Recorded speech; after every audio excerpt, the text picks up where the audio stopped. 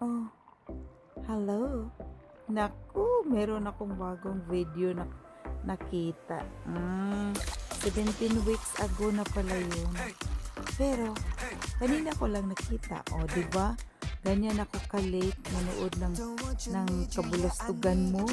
Teacher, shout out to you. Shout out to teacher. Nabuguker.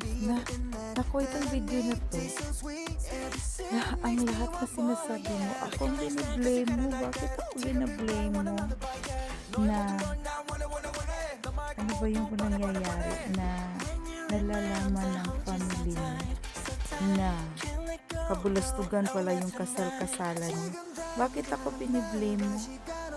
Bakit sinabi mo, kinakahiya? Ano ba yung pagkasabi mo? Ikaw lang nakaintindi yung mga salita mo.